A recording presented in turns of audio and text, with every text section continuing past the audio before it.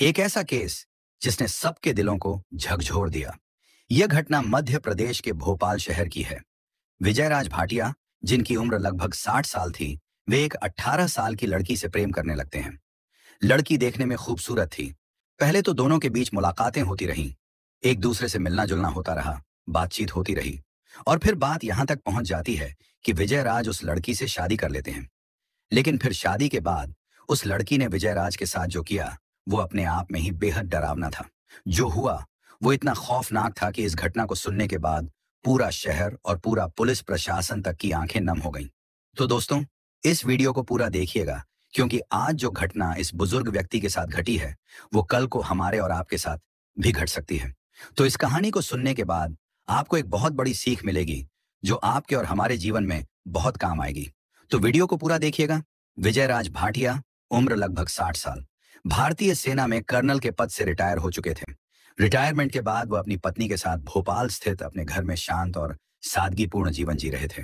विजयराज भाटिया का परिवार छोटा था। परिवार में विजयराज खुद, उनकी पत्नी और उनका एक बेटा था, आलोक। आलोक की शादी हो चुकी थी। वह अपनी पत्नी कणिका के साथ मुंबई में रहता था। दोनों मुंबई में ही एक मल्टीनेशनल कंपनी में नौकरी करते थे। त्योहार और खास मौकों पर वे भोपाल आकर माता पिता से मिलते थे, मगर रोजमर्रा की भागदौड़ के कारण मुलाकातें कम ही हो पाती थीं। लेकिन अचानक ही उनके जीवन की खुशियां बिखर गईं जब विजयराज भाटिया की पत्नी का देहांत हो गया। यह खबर मिलते ही आलोक और उसकी पत्नी कणिका तुरंत भोपाल अपने घर पहुंचे। घर में फैला सन्नाटा साफ झलक रहा था। जहां कभी मां की आवाज गूंजती थी, वहां अब गहरी खामोशी छाई हुई थी।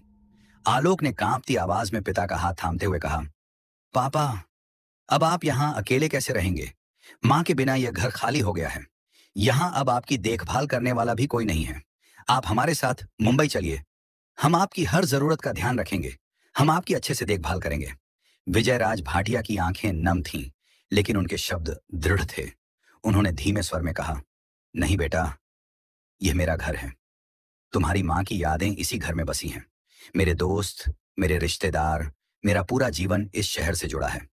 मैं अपनी बाकी जिंदगी यहीं बिताना चाहता हूं। तुम चिंता मत करो, मैं अपनी देखभाल खुद कर लूंगा। आलोक और कणिका बार बार उन्हें मनाने की कोशिश करते रहे, मगर पिता अपने फैसले पर अटल रहे। अंततः भारी मन से दोनों वापस मुंबई लौट गए, लेकिन उनकी आंखों में चिंता और दिल में एक अजीब सा डर साफ दिखाई दे रहा था। विजयराज भाटिया अब भोपाल वाले अपने घर में अकेले रहने लगे। उन्होंने अपनी एक दिनचर्या बना ली थी। सुबह वह जल्दी उठते और पास के पार्क या गार्डन में टहलने चले जाते। वहां अक्सर उनके कुछ पुराने दोस्त भी मिल जाया करते थे, जिनसे वह बातें करके अपना मन हल्का कर लेते थे। घर लौटने के बाद नाश्ता करते और फिर अपनी रोजमर्रा की दिनचर्या में व्यस्त हो जाते। 2 दिन बाद उन्होंने एक मेड रख ली थी, जो उनके लिए खाना बना देती और घर की सफाई भी कर देती थी। दिन इसी तरह गुजरने लगे। विजयराज कभी टीवी देख लेते तो कभी किताबें पढ़कर समय काटते थे, कभी अपने घर के बगीचे में टहलते। लेकिन दोस्तों, अकेलापन ऐसी चीज है जो धीरे धीरे इंसान पर भारी पड़ ही जाता है। चाहे कोई खुद को कितना भी व्यस्त रखने की कोशिश करे, वह खालीपन कहीं ना कहीं इंसान को अंदर ही अंदर परेशान करने लगता है। विजयराज भाटिया भी अब इसी अकेलेपन से जूझने लगे थे। सुबह पार्क में मिलने वाले दोस्त दिन भर उनके साथ नहीं रह सकते थे, और घर में टीवी देखना या किताबें पढ़ना भी कुछ समय बाद मन को उबा देता था। यही सब विजयराज के साथ भी हो रहा था। अब खालीपन उन्हें अंदर ही अंदर घेरने लगा था। अपने अकेलेपन से बचने के लिए विजयराज भाटिया एक मोबाइल शॉप पर गए और वहां से एक लेटेस्ट मॉडल का स्मार्टफोन खरीद लिया। इसके बाद उन्होंने सोशल मीडिया पर अपना अकाउंट बनाया। सिर्फ 2 दिन बीते थे कि उन्हें एक लड़की की फ्रेंड रिक्वेस्ट आती है। विजयराज ने उस लड़की की प्रोफाइल देखी तो पता चला कि वह भारतीय है, लेकिन इस समय कनाडा में रह रही है। लड़की की उम्र 18 से 19 साल थी और देखने में बहुत खूबसूरत लग रही थी। कुछ देर सोचने के बाद विजयराज भाटिया ने उसकी रिक्वेस्ट स्वीकार कर ली। कुछ ही समय बाद लड़की ने उनसे चैटिंग शुरू कर दी। विजयराज को भी उससे बातें करना अच्छा लगने लगा। लड़की ने अपना नाम तानिया बताया और कहा कि वह भी मध्य प्रदेश की रहने वाली है, लेकिन पिछले 2 साल से अपने अंकल के साथ कनाडा में रह रही है। उसने यह भी बताया कि उसकी मां का बचपन में ही निधन हो गया था और पिता भी 2 साल पहले गुजर गए थे। तब उसके अंकल ने उसे अपने पास बुला लिया था। धीरे धीरे विजयराज और तानिया के बीच रोज चैटिंग होने लगी। दोनों घंटों बातें करते और एक दूसरे की बातें सुनकर समय का पता ही नहीं चलता था। सिर्फ 1 महीने में उनका इतना लगाव बढ़ गया कि वे एक दूसरे के बिना दिन भी अधूरा महसूस करने लगे। विजयराज के जीवन में फिर से एक नई उमंग जाग उठी थी। वह भूल गए कि उनकी उम्र 60 साल है और अब वह बुजुर्ग हो चुके हैं। दिल में कहीं ना कहीं तानिया के लिए स्नेह और चाहत पैदा हो चुकी थी, लेकिन वह जानते थे कि तानिया उनसे बहुत छोटी है और उनके उम्र का फर्क काफी बड़ा है। इसीलिए उन्होंने अपनी भावनाओं को दबा लिया। कुछ दिन और बीत गए। फिर एक दिन तानिया ने विजयराज से कहा कि उसे एक जरूरी काम से इंडिया आना है। यह सुनकर विजयराज बहुत खुश हो गए। उन्होंने उत्साह से कहा, तानिया, जब भी तुम इंडिया आओ तो मुझसे जरूर मिलना। तानिया मुस्कुराते हुए बोली, ऐसा कैसे हो सकता है कि मैं इंडिया आऊं और आपसे न मिलूं? अब इंडिया में मेरा आपके सिवा और कोई नहीं है। एक हफ्ते बाद उसकी टिकट बुक हो गई और वह इंडिया आ गई। उसने विजयराज भाटिया को बताया कि पहले उसे कुछ काम निपटाना है, फिर वापसी में भोपाल आकर उनसे मिलेगी। विजयराज तानिया से मिलने के लिए बेसब्री से दिन गिनने लगे। 2 दिन बाद तानिया का फोन आया। उसने बताया कि वह भोपाल पहुंच गई है। यह सुनकर विजयराज तुरंत बस स्टैंड पर उसे लेने पहुंच गए। तानिया को सामने देखकर उनका दिल तेजी से धड़कने लगा। विजयराज के लिए यह एक नया और बेहद खुशी देने वाला पल था। विजयराज को लग रहा था जैसे उनके जीवन में खुशियां फिर से लौट आई हैं। जैसे ही तानिया करीब आई, उन्होंने तानिया को गले से लगा लिया। इसके बाद वह तानिया को अपने घर ले आए। वहां दोनों देर तक बातें करते रहे। बातचीत के दौरान विजयराज को ऐसा लग रहा था मानो वे जन्मों से एक दूसरे को जानते हों। रात के खाने के बाद विजयराज अपने दिल की बात और ज्यादा देर तक नहीं रोक पाए। उन्होंने गहरी सांस लेकर कहा, तानिया, मुझे नहीं पता जो मैं कहने जा रहा हूं वह सही है या गलत, लेकिन अब अपने दिल की बात दबाकर नहीं रख सकता। तुम्हें इसे स्वीकार करने या ठुकराने का पूरा हक है। अगर तुम इनकार भी कर दोगी तो भी हमारी दोस्ती हमेशा वैसी ही रहेगी। तानिया हल्की मुस्कान के साथ बोली, आप चिंता मत कीजिए, मैं आपकी दोस्त हूं और हमेशा रहूंगी। विजयराज ने हिम्मत जुटाकर आगे कहा, तानिया, मुझे तुम बहुत अच्छी लगती हो। मैं तुमसे प्यार करने लगा हूं और अब तुम्हारे बिना नहीं रह सकता। हाँ, मेरी उम्र 60 साल है और तुम्हारी सिर्फ 19 साल, मगर दिल की चाहत उम्र देखकर नहीं होती। यह सुनकर तानिया की आंखें भर आईं। उसने विजयराज का हाथ पकड़कर कहा, विजयराज जी, मैं भी आपसे बहुत प्यार करती हूं, लेकिन हमारी उम्र का इतना बड़ा अंतर मुझे रोक रहा था। मुझे समाज की चिंता थी। लोग क्या कहेंगे? हमारे रिश्ते को कौन सा नाम देंगे? विजयराज भाटिया ने तानिया को जवाब दिया, तानिया, अगर तुम्हें इस रिश्ते से कोई समस्या नहीं है तो मैं हमारे प्यार के लिए पूरी दुनिया से लड़ने के लिए तैयार हूं। तानिया ने मुस्कुराते हुए कहा, मुझे कोई समस्या नहीं है। मुझे आपके साथ रहना है। समाज क्या कहेगा इसकी मुझे कोई परवाह नहीं। यह हमारी जिंदगी है और हम इसे अपने तरीके से जीएंगे। दोनों ने अपने रिश्ते को स्वीकार कर लिया। अगले 2 दिन तानिया विजयराज के साथ भोपाल में रही। दोनों ने एक दूसरे के साथ बेहद खूबसूरत और यादगार पल बिताए। लेकिन फिर 2 दिन बाद तानिया को कनाडा वापस लौटना पड़ा। इसके बाद लगभग 15 से 20 दिन तक विजयराज और तानिया रोज फोन पर बातें करते रहे। लेकिन अचानक एक दिन तानिया के कॉल्स और मैसेज आने बंद हो गए। विजयराज ने कई बार संपर्क करने की कोशिश की, मगर कोई जवाब नहीं मिला। यह सिलसिला पूरे 14 से 15 दिन तक चलता रहा। विजयराज बेहद बेचैन और परेशान हो गए थे। फिर 16वें दिन अचानक तानिया का मैसेज आया। मैसेज देखकर विजयराज की खुशी का ठिकाना नहीं रहा। उन्होंने तुरंत तानिया से कई सवाल पूछ डाले। तानिया, इतने दिन कहाँ थी? क्या हुआ था? क्यों बात नहीं हो रही थी? तुम ठीक तो हो ना? तानिया ने जवाब दिया, विजयराज जी, मेरे अंकल को हार्ट अटैक आ गया था। वह अस्पताल में भर्ती थे, लेकिन अब वह इस दुनिया में नहीं रहे। यह सुनकर विजयराज ने गहरा दुख जताया और तानिया को हौसला दिया। तानिया रोते हुए बोली, यहाँ कनाडा में मेरे अंकल के अलावा मेरा कोई नहीं था। अब मैं बिल्कुल अकेली रह गई हूँ। अंकल की प्रॉपर्टी बहुत बड़ी है और उस पर दावा करना जरूरी है। अगर मैंने दावा नहीं किया तो सारी प्रॉपर्टी सरकार के पास चली जाएगी। विजयराज ने कहा, तो इसमें समस्या क्या है? तुम दावा पेश कर दो।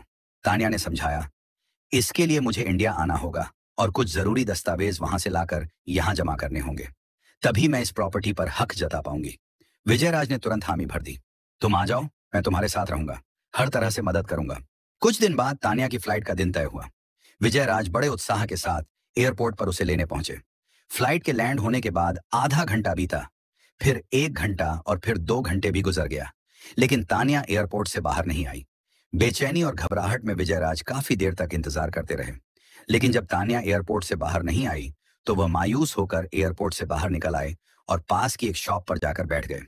कुछ समय बाद विजयराज भाटिया के फोन पर एक अनजान नंबर से कॉल आया।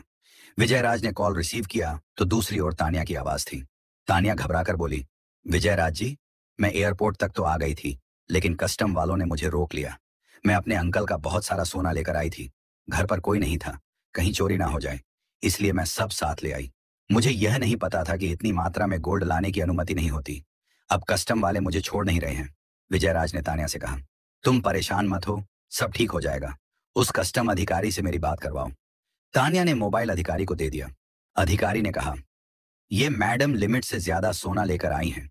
नियम के हिसाब से इन्हें जुर्माना और टैक्स देना होगा, तभी इनको छोड़ा जा सकता है। विजयराज ने पूछा, कितना जुर्माना लगेगा? अधिकारी ने थोड़ी देर बाद जवाब दिया, करीब 30 लाख रुपए की पेनल्टी और ड्यूटी बनती है। जब तक यह रकम जमा नहीं होती, हम इन्हें और गोल्ड को रिलीज नहीं कर सकते। विजयराज ने तुरंत कहा, ठीक है, मैं इंतजाम करता हूं। आधे घंटे के अंदर उन्होंने 30 लाख रुपए का इंतजाम करके ट्रांसफर कर दिए। कुछ देर बाद तान्या का फिर फोन आया। वह रोते हुए बोली, विजयराज जी, कस्टम वालों ने तो छोड़ दिया है, लेकिन अब पैसों को लेकर समस्या हो गई है। उन्होंने कहा है कि इतनी बड़ी रकम अचानक कहां से आई, इसका सबूत देना होगा, वरना मामला मनी लॉन्ड्रिंग की जांच में चला जाएगा। फिलहाल अधिकारी कह रहे हैं कि अगर तुरंत 20 लाख और दिए जाएं, तो मामला यहीं सुलझ जाएगा।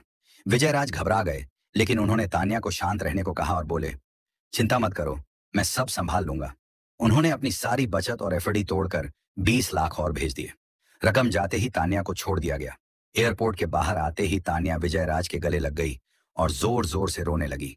विजयराज ने कहा, डर मत, जब तक मैं हूं तुम्हें कुछ नहीं होगा। इसके बाद दोनों भोपाल विजयराज के घर पहुंच जाते हैं।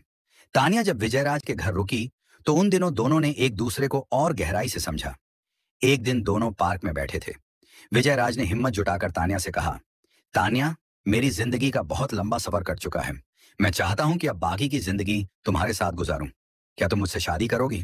तान्या ने कुछ पल चुप रहकर उनकी आंखों में देखा, फिर हल्की मुस्कान के साथ बोली, विजयराज जी, अगर आप सचमुच मुझे अपनी जीवन संगिनी बनाना चाहते हैं तो मैं भी तैयार हूं। मैं भी आपके साथ रहना चाहती हूं। यह सुनते ही विजयराज की आंखें भर आईं। उनकी खुशी का ठिकाना नहीं रहा। 2-3 दिन बाद जब तान्या अपने डॉक्यूमेंट का काम निपटाकर वापस लौटी तो विजयराज और तान्या ने भोपाल के एक मंदिर में शादी कर ली। गवाह बस मंदिर के पुजारी और विजयराज के दोस्त थे, लेकिन विजयराज के लिए यह उनकी जिंदगी का सबसे बड़ा दिन था। शादी के 2 दिन बाद तान्या ने गंभीर आवाज में कहा, विजयराज जी, मेरे अंकल के घर कनाडा में कुछ जरूरी फाइलें और कागज पड़े हैं। अगर उन्हें लेकर नहीं गई तो मेरा काम अधूरा रह जाएगा। मैं वादा करती हूँ 2 से 3 दिन में लौट आऊंगी और फिर हमेशा आपके साथ यहीं रहूंगी। विजयराज ने उसकी आंखों में देखते हुए कहा, ठीक है तान्या, लेकिन जल्दी लौट आना। तुम्हारे बिना यह घर मुझे वीरान लगेगा। तान्या ने मुस्कुराकर हामी भरी और बोली, मैं जल्द ही लौट कर आऊंगी, फिर दोनों हमेशा एक साथ रहेंगे। अगले ही दिन तान्या कनाडा चली गई, लेकिन जैसे ही वह कनाडा पहुंची, अचानक उसके सभी सोशल मीडिया अकाउंट्स बंद हो गए। उसका फोन भी स्विच ऑफ हो गया। विजयराज बार बार कॉल करते, मैसेज भेजते, लेकिन कोई जवाब नहीं आता। दिन हफ्तों में बदल गए। 1 महीना बीत गया, फिर 2 महीने, फिर धीरे धीरे 4 महीने बीत गए। विजयराज हर सुबह इस उम्मीद में जागते कि आज तान्या का कोई संदेश आएगा, लेकिन ऐसा कभी नहीं हुआ। अब सच धीरे धीरे सामने आ रहा था। विजयराज को एहसास हुआ कि उनके साथ न सिर्फ धोखा हुआ है, बल्कि उनकी पूरी जमा पूंजी भी चली गई। दोस्तों, यह धोखा सिर्फ पैसों का नहीं था। यह धोखा एक इंसान की भावनाओं के साथ, उसके विश्वास के साथ, उसके प्यार के साथ हुआ था। विजयराज भाटिया लगातार तान्या से संपर्क करने की कोशिश करते रहे।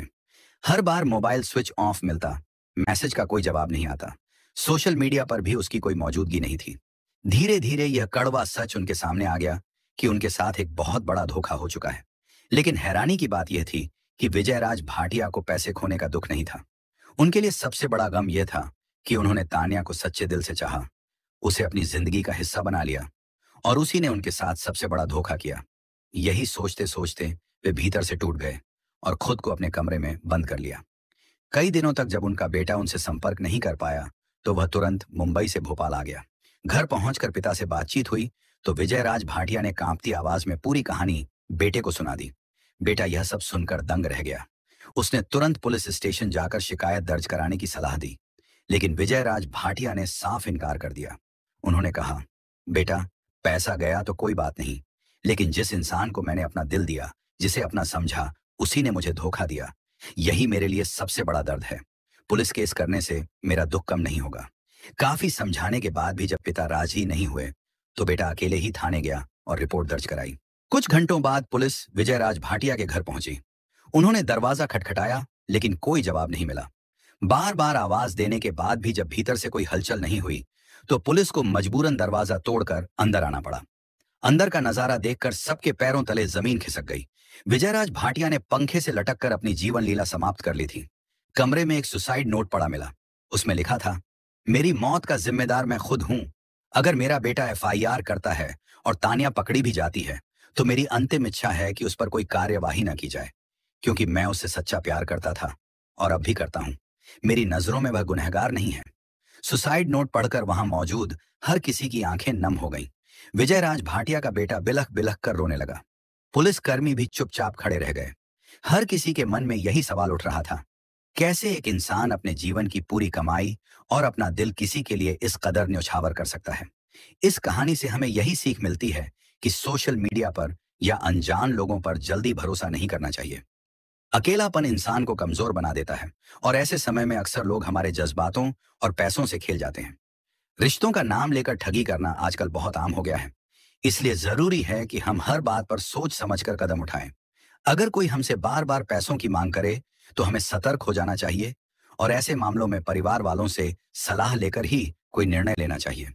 और अगर कभी हमारे साथ धोखा हो जाए, तो चुप रहने के बजाय तुरंत पुलिस या साइबर सेल में शिकायत करनी चाहिए। याद रखिए, भावनाएं भी अनमोल होती हैं और मेहनत से कमाया हुआ पैसा भी। इन्हें किसी ऐसे इंसान को सौंपना सबसे बड़ी गलती है जिसे हम सही से जानते तक नहीं। सतर्क रहिए, जागरूक रहिए और खुद को ऐसे धोखों से बचाइए। दोस्तों, जिंदगी से जुड़ी सामाजिक कहानियां आगे भी सुनते रहने के लिए हमारे चैनल को सब्सक्राइब करना ना भूलें। याद रखिए, एक छोटी सी लापरवाही पूरी जिंदगी बदल सकती है। इसलिए हमेशा सतर्क रहें, सुरक्षित रहें। आपका कीमती समय देने के लिए दिल से धन्यवाद।